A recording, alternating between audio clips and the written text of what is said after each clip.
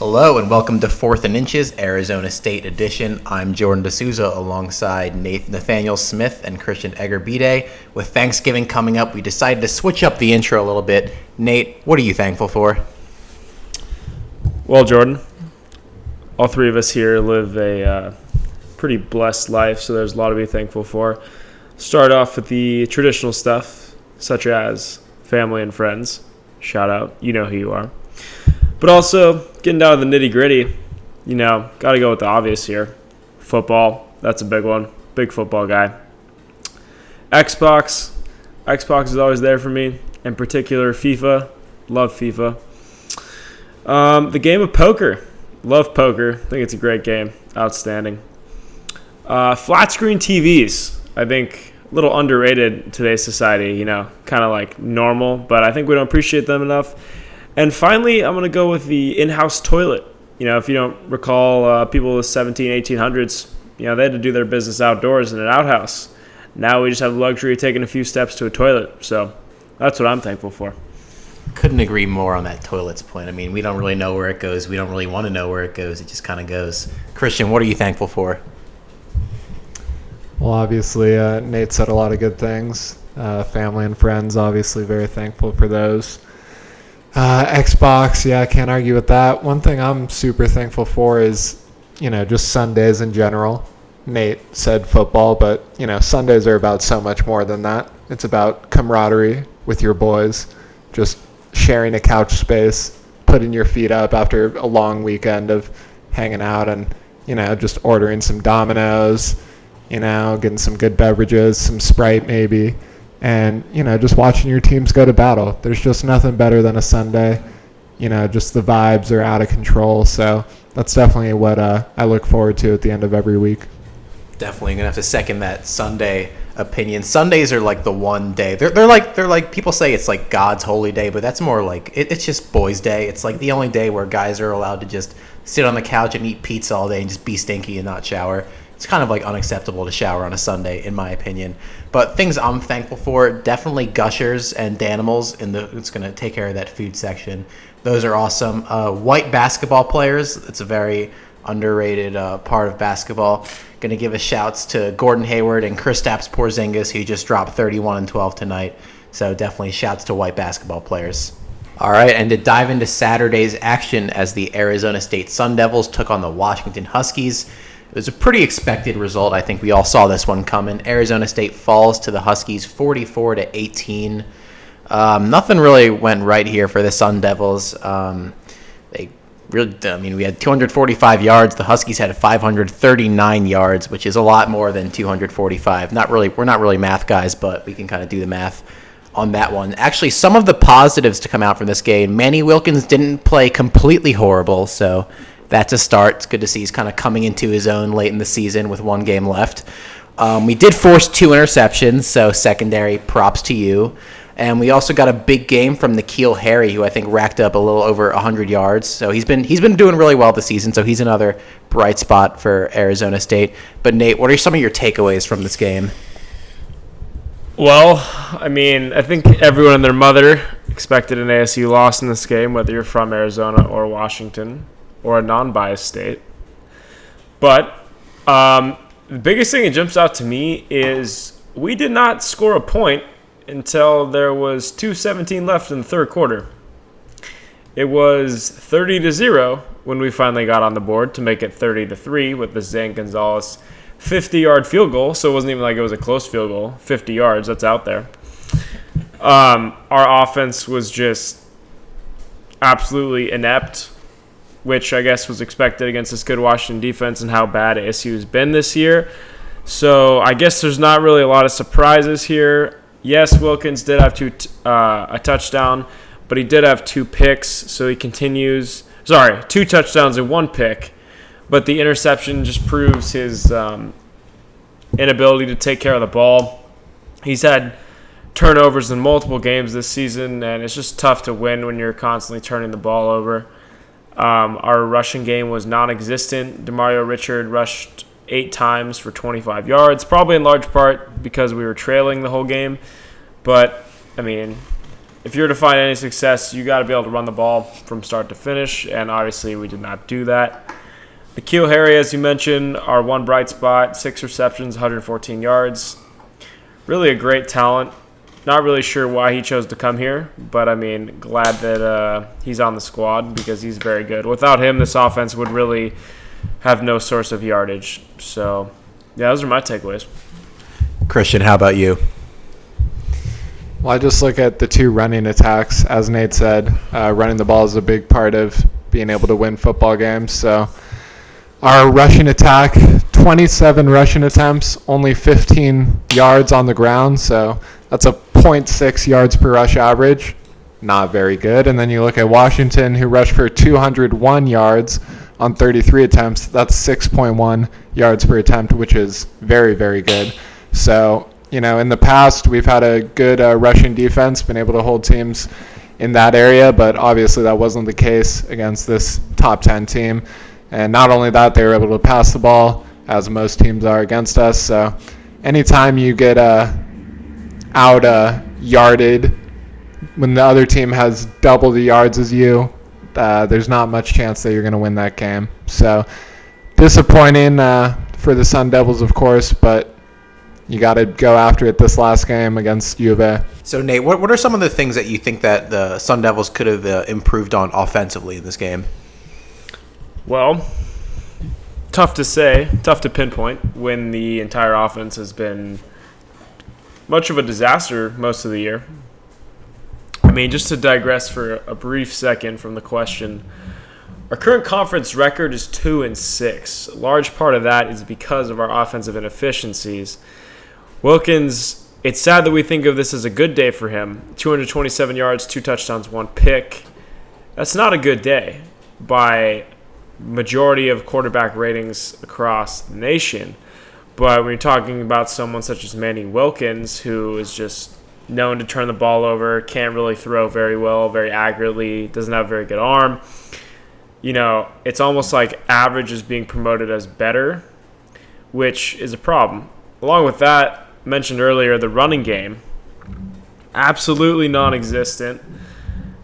Kalen Balaj and Demario Richard combined for a total of 34 rushing yards. As a team, we had 15 rushing yards because of some sacks, which negate rushing yards. But bottom line is, that's not going to win you games. I mean, most of the time, a winning team has at least one rusher that's at least above 75 yards, usually more in like the 85 to 90 range if you're winning games. And our leading rusher had 25 yards, which is absolutely horrid. I mean, that's just never going to get the job done. I don't care what team you are. You cannot be one-dimensional, and especially against a dominant defense like Washington. And we just did not come with enough offensive firepower to even make a threat for ourselves. N'Keal Harry ended with 114 yards, which is very good. He's a very good athlete, and for the future of our program, I think he's definitely a stud that we should lean on. But as long as the quarterback position continues to be a problem, and as long as we aren't able to run the ball effectively against good teams, I just don't see our offense doing enough to keep us in games. Yeah, it really was kind of disappointing to see from the offense this season. We started out so strong, and then the offense just kind of sputtered out towards the end. But Christian, defensively, what do you think we could have improved on after this game? Well, like I said, our passing defense has not been very good the entire year, but I was thinking that against Washington we'd be able to stop the run a little better. You look at Myles Gaskin, who was able to rush for 127 yards and a touchdown, but more than that, he averaged 8 yards a carry, 7.9. So, to have a running back average, 8 yards a chunk on you, that just means that you're not being physical up front. You're letting those holes open up. So that's definitely discouraging, especially going up against U of A next week. J.J. Taylor might be able to do some damage in the rushing attack against us. So that really surprised me that we weren't able to stop the run a little better. And just something that I wanted to point out, Manny Wilkins, we were talking about how the average game is looked at as better, and I obviously think that's bad just because I've talked before about how the culture has to change and you have to expect more out of your team.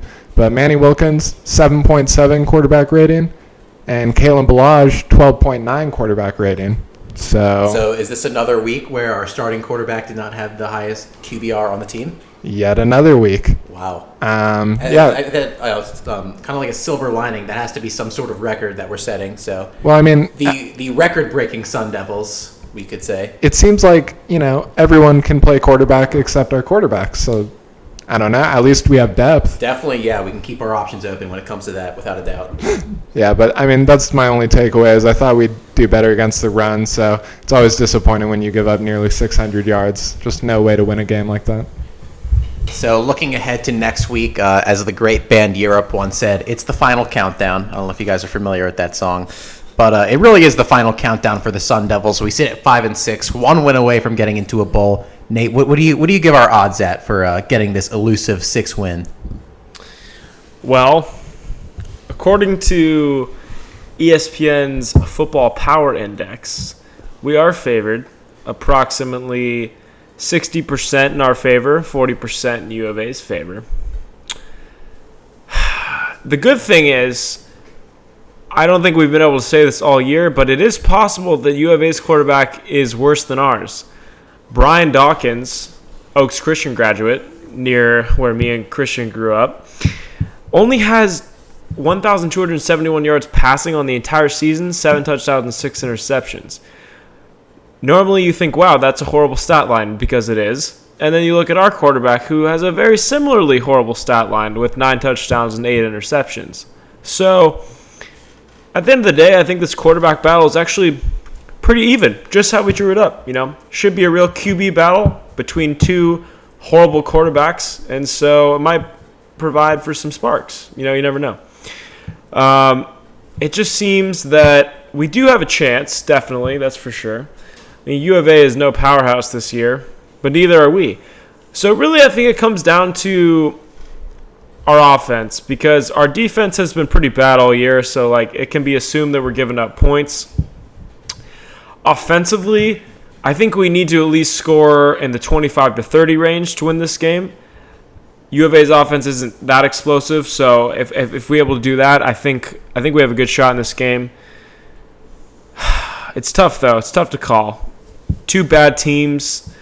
We're fighting for a bowl game. You never know what's going to happen. But I do think we have a chance to win, but just based on how this season has gone and how we've played lately, I'm not confident that we will. The fact that it's an away game for us is a big factor. But U of A does sit at 2-9, and we're 5-6. So I mean, you like to think it's in our favor, but you never know. Rivalry games are always intense. U of A will bring their A game, so it's tough to call. But just on how ASU has been playing lately, I think we end up losing, unfortunately.